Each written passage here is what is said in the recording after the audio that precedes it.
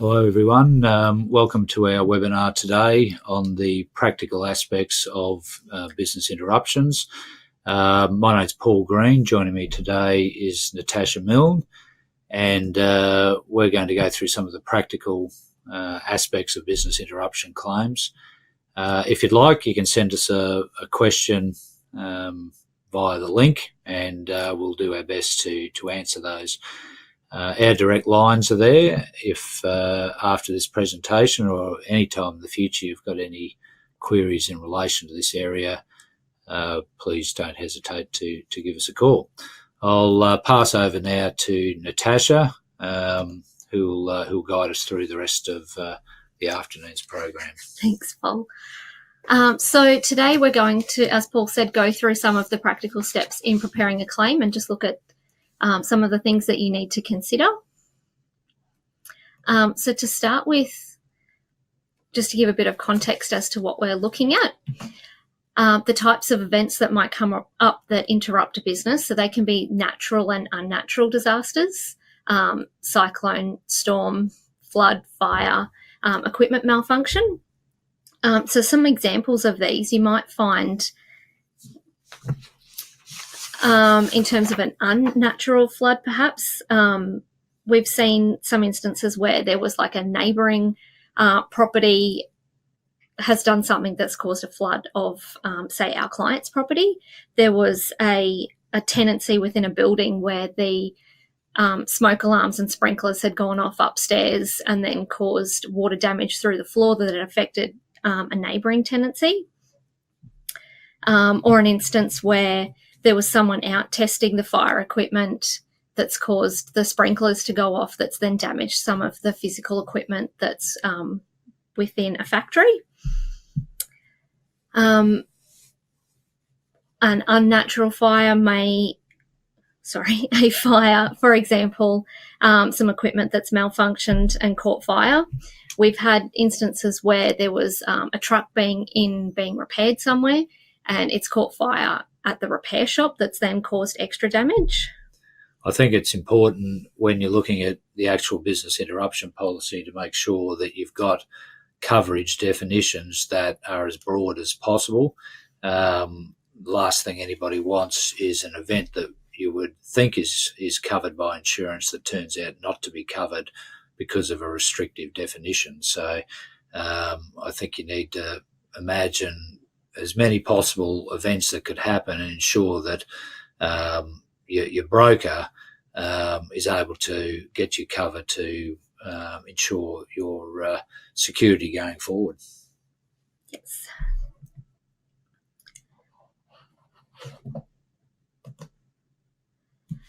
So then looking at when you can make a claim.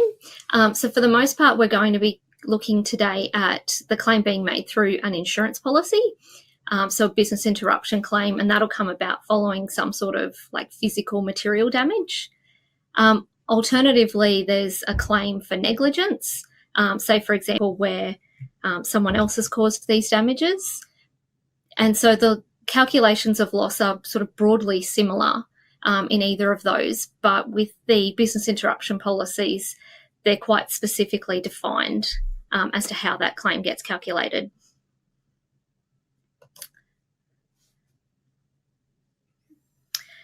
So to that end, it's really important to be understanding the terms of the policy and how they set out how everything is calculated. Now, we're not going to go through in a lot of detail all of those definitions, but we're just going to talk about conceptually how that's described in the policy and how it's calculated. And it's usually almost identical from policy to policy, how those formulas are set out. I think too, a lot of the terms are generally understood by accountants, certainly, and they're normally plain English terms, so it's not challenging to work your way through the policy wording in most of these definitions. That's right. So it's really important then to understand the policy, to understand what those words mean and those formulas and definitions. Now, the insured has a duty to make sure that they're mitigating their loss, so they can't just sort of stand back and let everything go on and wait for the insurer to pay. They need to be taking some steps themselves. It's also really important that the insured is documenting their loss, which is really going to help with the claims preparation, and we'll talk a bit about that a little later on. And generally, the indemnity period lasts for 12 months. Sometimes it's a different period, but more often than not, 12 months. I think the issue with a duty to mitigate can be a challenging one, and I think it's important to keep the dialogue open with the insurer, because the insured's also trying to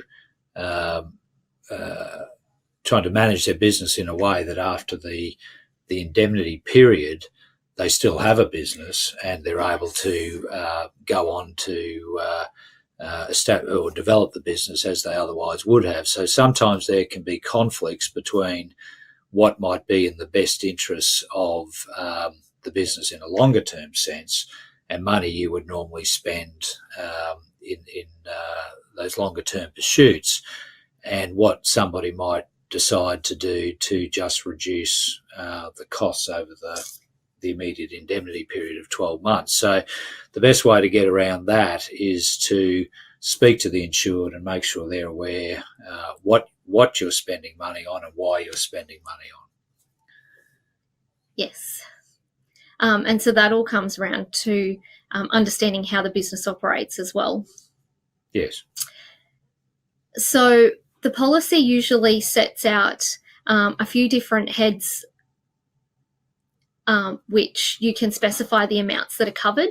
The main ones that we usually see are around gross profit, wages, claims preparation costs, and additional costs that you need to incur to keep the business running, similar to what Paul was just saying.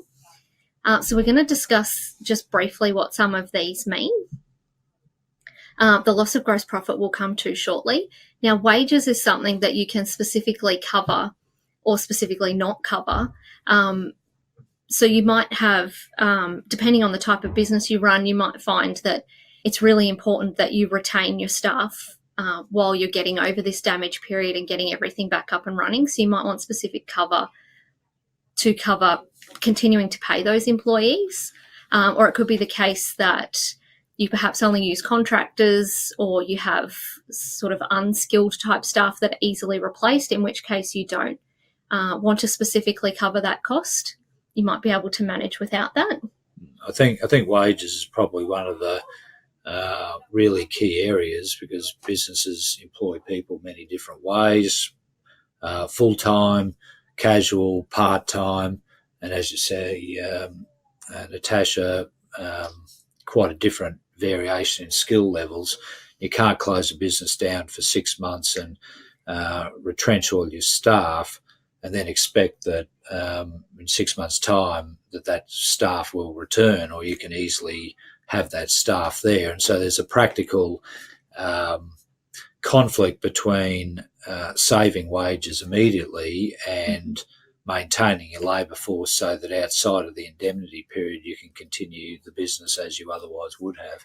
And again, that's an area where discussion with the insurer, I think, is pretty critical, so that they understand that you're working with them to minimise the damage, but without inflicting long-term harm on your business. Absolutely. Now, the claims preparation costs usually cover the costs, as it describes, of someone coming in and helping you to prepare those claims. And we'll have a look at some of these other categories.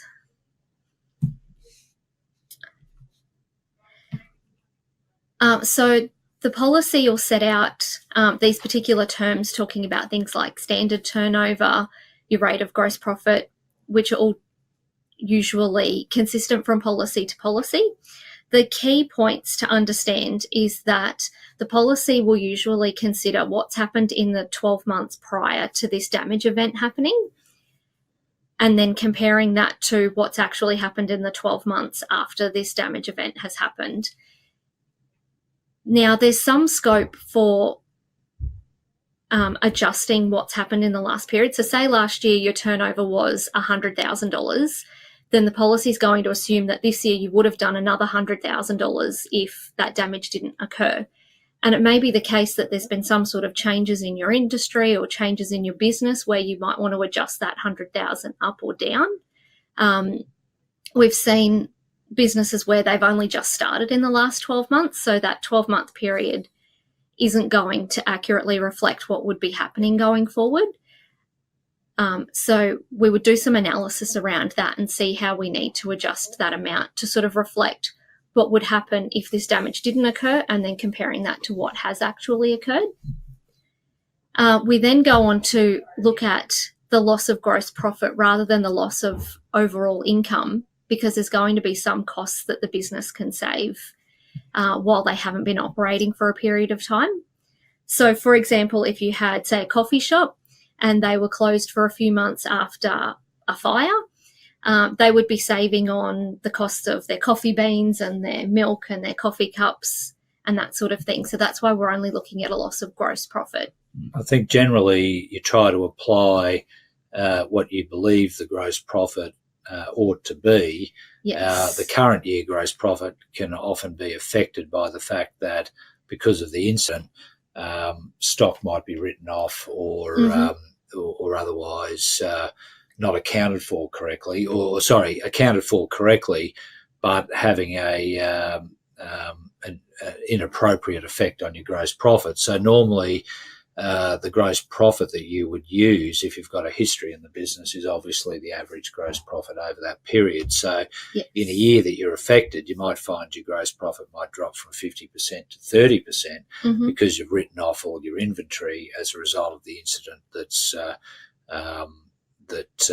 has caused the claim. You need to be careful, by doing it the other way and using historical gross profits, you ensure that you get basically the appropriate gross profit, and separately you've got a claim for the physical loss of your stock. Absolutely. And there's also a provision where you can adjust that rate of gross profit if there's some sort of change in your business. So you might have introduced a new product that might be selling at a higher margin than you have done in the past or something like that, to try and, as accurately as possible, adjust these amounts so that they reflect what would have been happening if this damage didn't occur.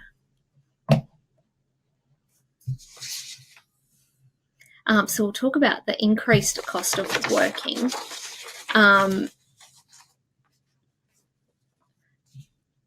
So really what this is trying to reflect is additional costs that you incur and that you need to incur for the purposes of trying to mitigate your loss and trying to avoid some sort of reduction in your turnover. So this might be, for example, we were talking about our printing business previously, where they weren't able to operate for a period of time and they continued to accept work and then outsource that work to a competing printer in order to not have their turnover reduce.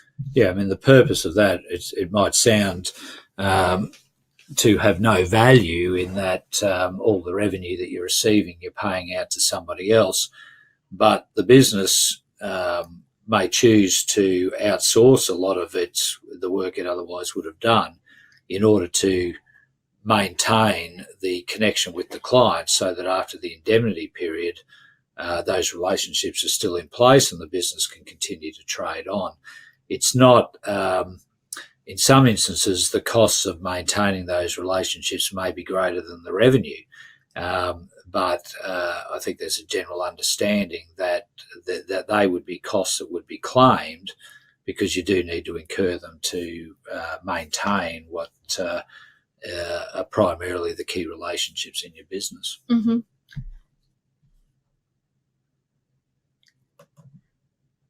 So the next key issue that we want to go through is this concept of underinsurance, which again is described and defined in the policy.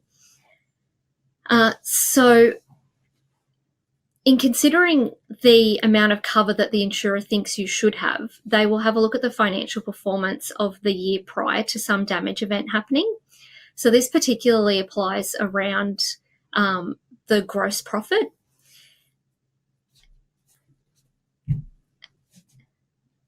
And so what this is getting at is essentially if you don't have what the insurer considers to be an adequate amount of insurance, they take that to mean that you're basically going to self-insure the remaining part.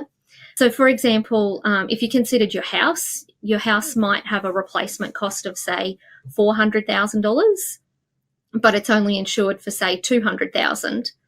If you then had damage of, say, $100,000, even though it's less than the $200,000 that you have insured, you don't have adequate insurance to start with. So the insurer wouldn't pay you that whole $100,000. They would pay you, say, half of that amount because you have half the insurance that you need. So the policy goes through a formula where they will work out how much they would pay you.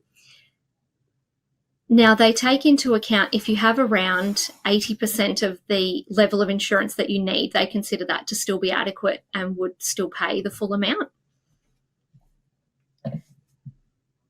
Now, with this issue, it's really important that your policy gets reviewed every year because your business is changing every year to make sure that you have an adequate level of cover or that you understand the consequence of not having enough cover. It could be the case that, if policy costs were really expensive, you might decide to have a lesser level of cover and actually self-insure some of it. It's just making sure that you're aware of the consequence of that. So I think along with that, what you're saying, Natasha, as we mentioned earlier, is that you need to be aware of changes in your revenue. So yes. Variations in your gross profit or changes in your business that have an effect on your gross profit, and flowing down from that, ultimately, the level of insurance that you're prepared to take as a paid supply from an insurer, and how much you're prepared to self-insure. That's right. So we've got a little numerical example that helps to set that out. So if we look at 2015, the year before some sort of damages occurred, there was gross profit in that year of $1.9 million, and that would be the level that the insurer would consider you should have covered. And they've made a profit of $400,000. We can see that in 2016, there's some sort of damage and their gross profit goes down. It then bounces back up the following year once everything's okay. And their profits have again dropped and then gone back up. So sort of on the face of this, it looks like maybe they've lost about $700,000 in that year. Now, if we follow through all of the formulas, I won't go through this in great detail, we've calculated that they've lost about $670,000 in that year. And if we apply the formula that is set out in the policy to take account of them being underinsured, so in this instance, we're looking at saying that they had about $750,000 of cover when they should have had about $1.9 million of cover. The insurer would then work out that they should be paid about $330,000.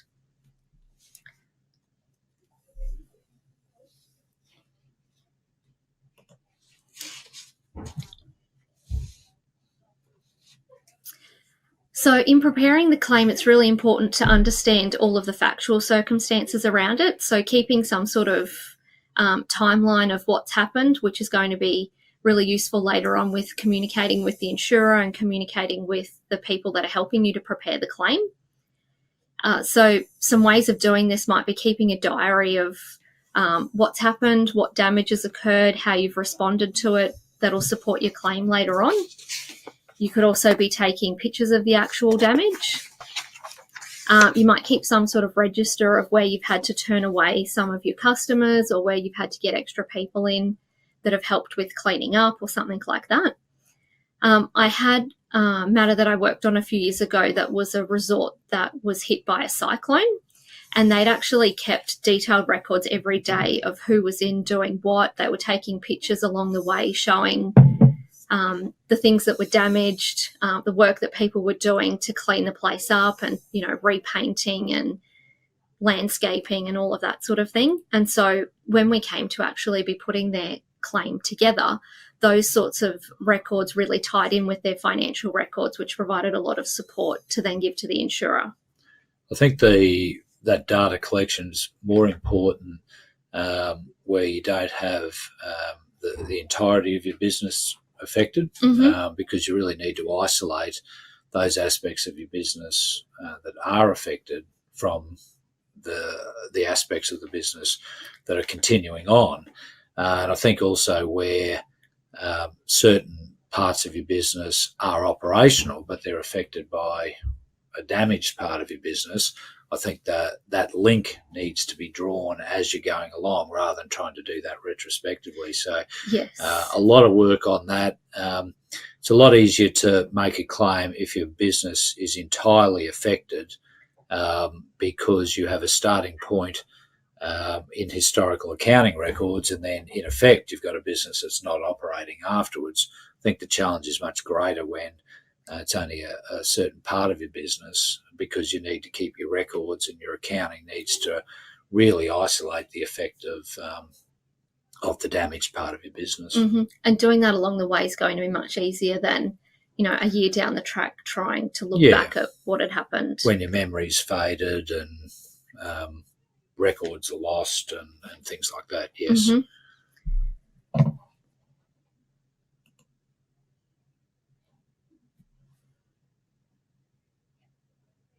So then the next step is understanding the financial information, which sort of ties into determining the key business drivers. So each business is going to be different and unique, and it's going to have different drivers.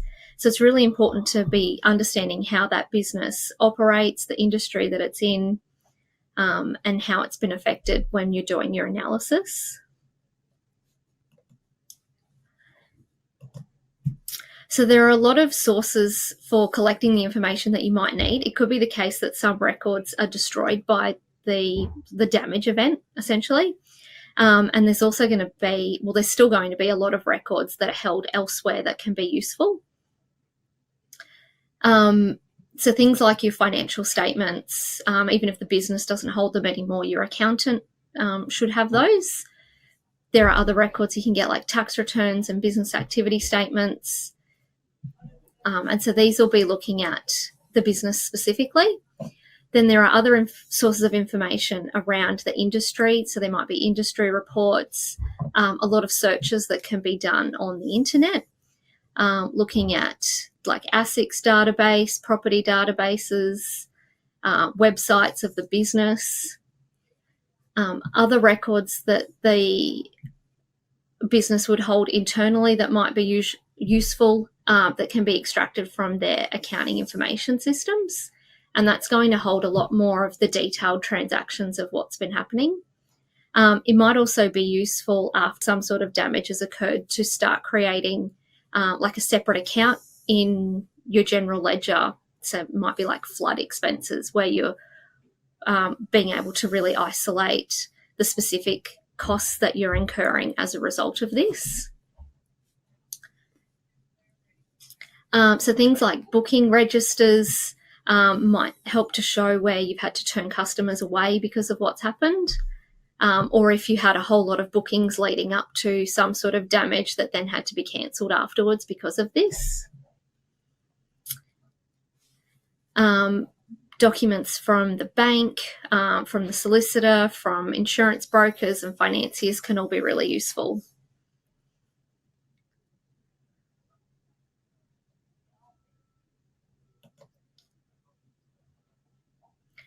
So once you've collected all of that information, we can then get to looking at the analysis. So it's really important to understand what you're trying to get out of the analysis and what information is available and what it's telling you. So at the outset, looking at the purpose of it. So in this instance, it would be sort of calculating the losses that have come from this damage. Understanding the structure of the business and any relationships, which we'll come to in the next slide. We would then plan out the analysis that we're going to do and determine what information is required and what information is available and that we're able to get. And then from that, we can actually start doing some analysis and looking at what it's telling us.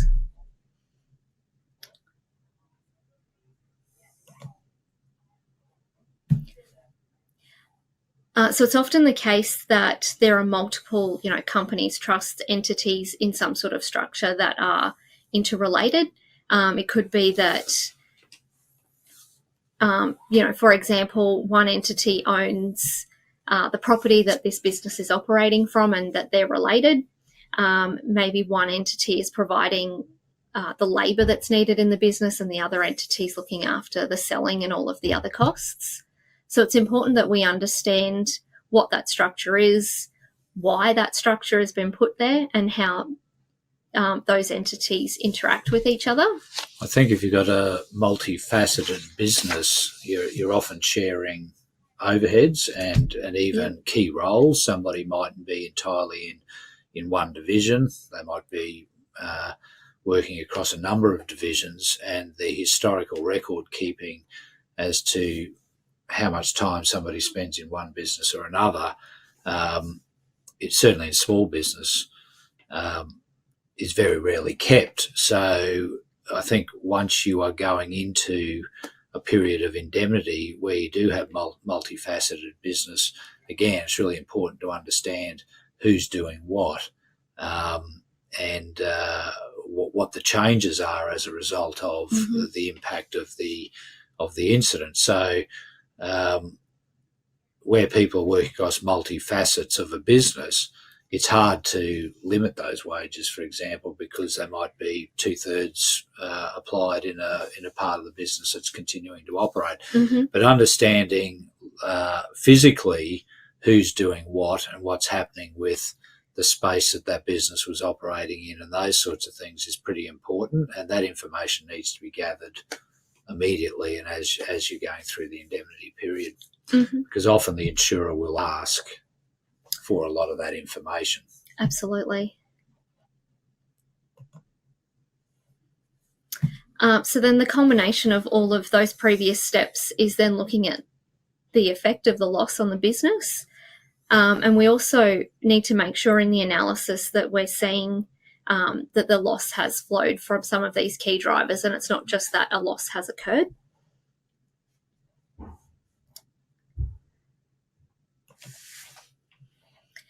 So in doing our analysis, we consider a lot of key issues where we're looking at the claim from both sides, essentially, to make sure that when we're putting everything together, all of these issues have been considered and they don't come up later on. So we'll just quickly go through some examples for some of these. So we've talked a bit about the key business drivers. Another issue that we look at a lot is considering whether the loss has been affected by some other sort of influence. So it wasn't just this damage event that might have caused the loss in the business. I might just jump to the next slide and go through a little example.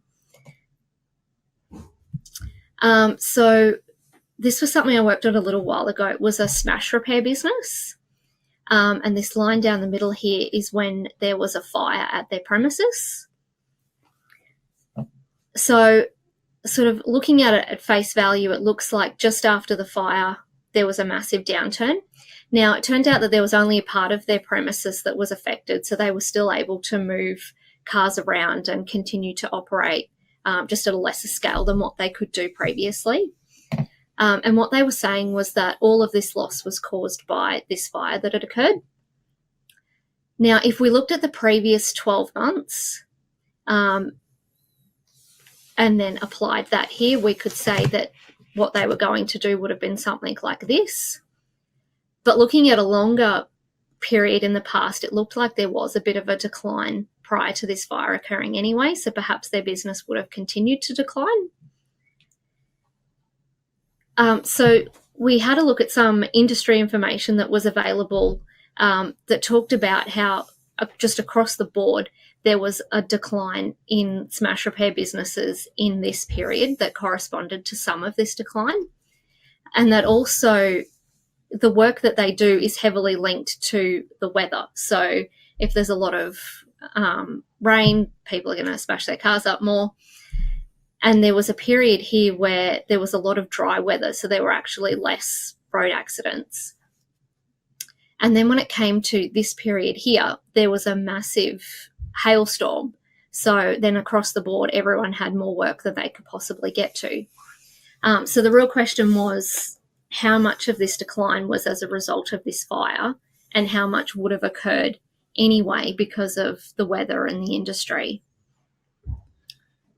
And I think the real answer, which goes to the record keeping, is how much business did you have to turn away? That's the real question. And so somebody who's making a claim, it's really important where you're partly operating that you do keep a log of the number of inquiries that you've made and, where necessary, the number of people you've had to turn away. So, for example, if that smash repairer could operate at 30 cars a day, and in the reconfigured structure could only work at 25 a day, if they could demonstrate that, and then could also demonstrate that they had to turn away vehicles once they'd reached that newly imposed cap, their claim would have been easier to be accepted, rather than, I guess in this case, trying to sheet all the decline in revenue to the accident, rather than to share it across a number of causes. Yes.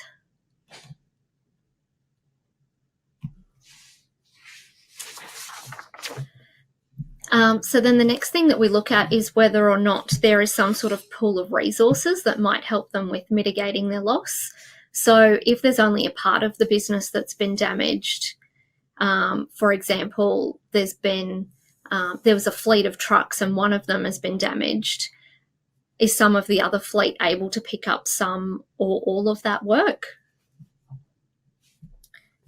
And I guess on a large scale, the large-scale truck operators, for example, that might have hundreds of trucks, they would always have one truck out of action, either being serviced or actually involved in an accident. So in some ways, once they get to a scale of a certain size, they are almost self-insuring by having enough vehicles that if, as I say, a vehicle's being serviced or its engine's blown up or whatever the case may be, just in order to service their clients, they've got enough capacity. Now, that obviously declines to a one-truck operator, for example, where once the vehicle's off the road, there is no business income. And I guess the tricky area is the fleets, in this case of a trucking operator, the fleets that are somewhere in between. Yes. I guess similarly to anything from any manufacturing business, depending on the number of machines they have doing the manufacturing, or a painter with a certain number of spray painting booths and those sorts of things. Can you deal with things by operating longer hours? So if you're reduced to 50% capacity, can you actually run a second shift on the 50% capacity so that you're not turning revenue away and your loss is actually reduced to extra labour through overtime or something like that? That's the pool of resource consideration that people need to give to mind. I think, firstly, to help their business survive, but secondly, to demonstrate to the insurer that they're legitimately trying to mitigate their losses. Yes, and then understanding the flow-on effect of that for the calculation. So it might be that it's additional costs is their loss, as opposed to a loss of revenue if they've been able to make everything up. I mean, it would seem to make sense anyway that a client, the client retention is pretty important for a business, because the indemnity period is only a maximum of 12 months. And you want to the last thing you want to have happen is on the anniversary of the incident that you don't have the clients there to service when you're left on your own again. So seems to make sense to do whatever you can to retain the revenue. Absolutely, and make sure the business can continue. So we've talked a little bit about the mitigation of loss already, making sure that the business takes the steps that they need to mitigate their loss, and that they have taken those steps. So in the short term, it can be difficult. Sometimes there is nothing that you can do. Like, you don't want to be putting off your key staff just to save on costs if that's going to really affect your business. Over the longer term, there might be some sort of restructuring that you can do, though.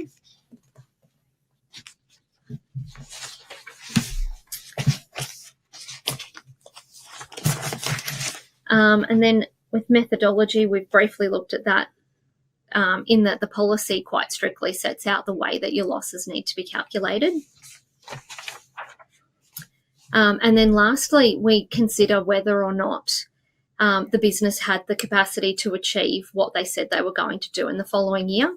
So where, for example, the business had only been trading for a short period of time, or they were expanding, or they were planning to expand a lot in the year just after the damage, there's a few things that we sort of test around that to see whether they had the finances in place to do that, or they had access to some sort of funding, whether the business had the physical space to be able to do that. So, for example, if there was a factory that obviously has a specific capacity of its machines and its space, and then they say that they were going to double what they were doing in the next year, do they physically have the ability to do double what they were doing? And I think it's important when you're putting a claim together that you ask those questions. I think commercially there's always a challenge if you interpret the information in a very jaundiced way so that it favours a higher claim, because practically you might end up with a worse result because the insurer becomes suspicious of the way you're actually putting the claim together. So in many ways, when you're preparing a claim, it's worthwhile bearing in mind that the insurer generally just wants to pay a fair amount.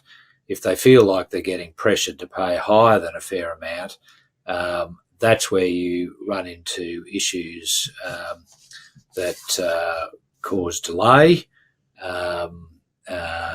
cause friction between the parties, and leads often to an unsatisfactory outcome. So I think when you're preparing a claim, the methodology you apply, and even considering the capacity issues we were talking about just then, Natasha, I think it's really important to address the questions that a suspicious insurer would ask of what you're putting forward, and at least be able to answer those questions in the information you're providing to them. So explain it in a manner that allows the insurer to easily follow your thinking and accept that what you're saying is actually reasonable. Mm-hmm. And have the supporting information. Correct. That goes with it. Yeah.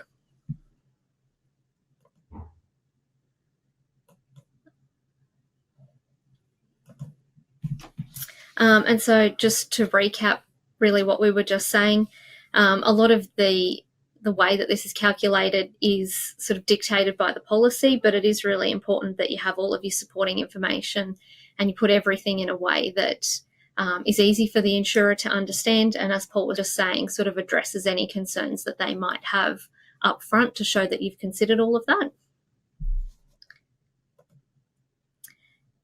And then just quickly before we finish up, we'll just talk about a couple of points of what can go wrong with claims. So the first point, automatically assuming that the last 12 months is applicable to what would have happened in the next 12 months. So there may be instances where that should be adjusted either up or down. Agreeing on a payout before you sort of really know the full effect of the damage.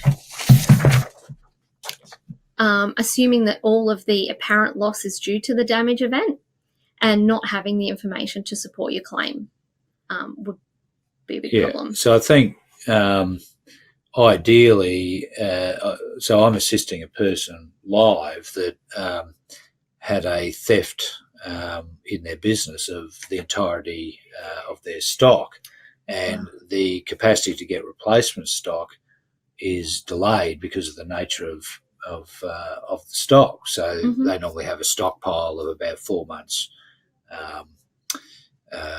trading stock.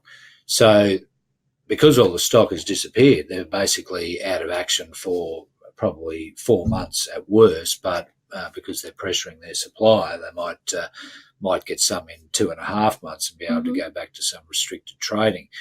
Now, that happened over the weekend, and they've had 2 meetings already to strategise how they're going to manage this process. So I think one of the key issues here, to minimise the number of things that can go wrong, is actually plan. So they've notified the broker, obviously, they've notified the insurer, they've outlined, or they're going to outline over the next few days, where they see the risks in the business, what they're intending to do with those, or to manage those risks as best they can. And I think it's that thinking and the communication with the insurer that's going to allow this to transition as easily as possible. I mean, they got some issues in the sense that they may well lose clients.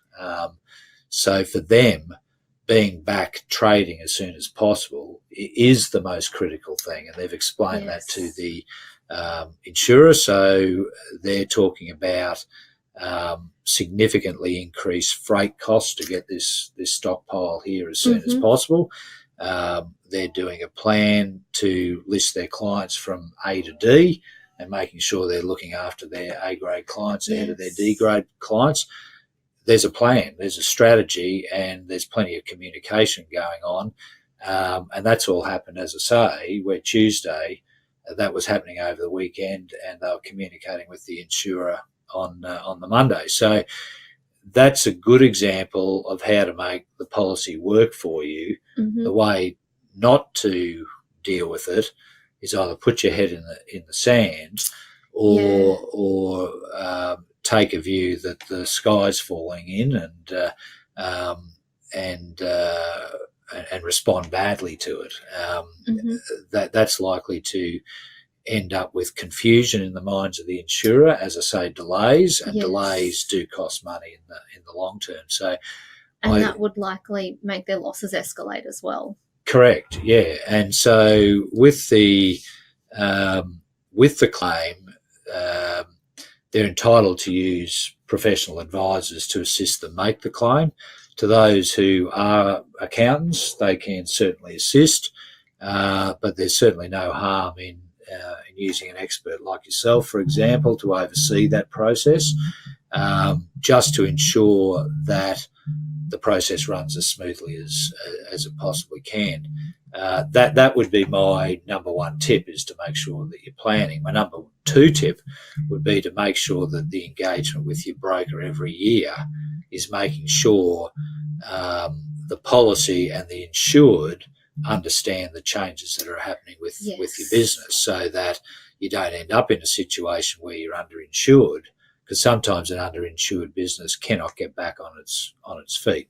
So if anything, it's better to be overinsured and pay a bit more excess premium for nothing than to be underinsured, I think. Yeah, when you really need it. And make sure, as I said earlier in the piece, that you've got a definition that's as broad as possible.